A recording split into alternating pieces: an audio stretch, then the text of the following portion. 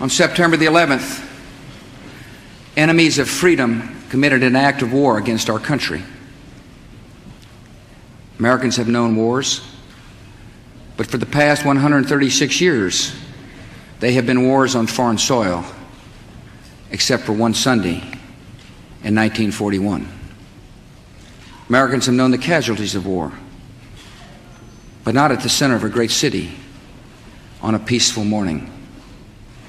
Americans have known surprise attacks, but never before on thousands of civilians. All of this was brought upon us in a single day, and night fell on a different world, a world where freedom itself is under attack. Americans have many questions tonight. Americans are asking, who attacked our country? The evidence we have gathered all points to a collection of loosely affiliated terrorist organizations known as Al-Qaeda. They are some of the murderers indicted for bombing American embassies in Tanzania and Kenya, and responsible for bombing the USS Cole. Al-Qaeda is to terror what the mafia is to crime, but its goal is not making money.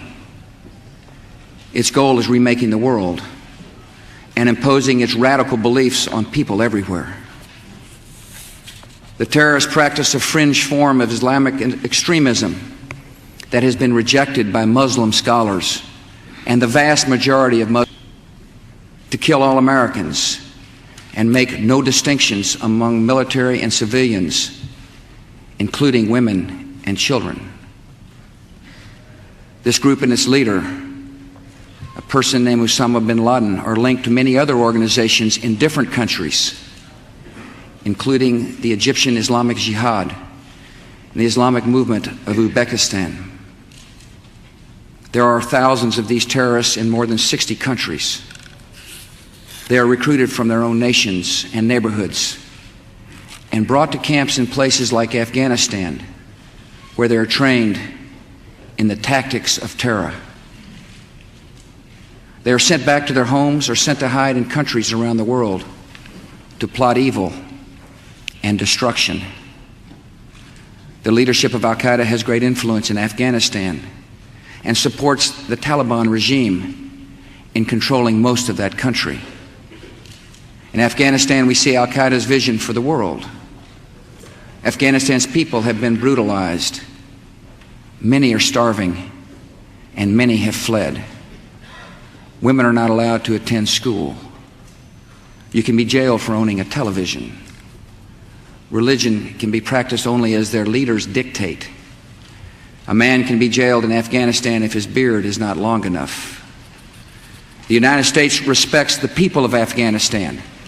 After all, we are currently its largest source of humanitarian aid, but we condemn the Taliban regime.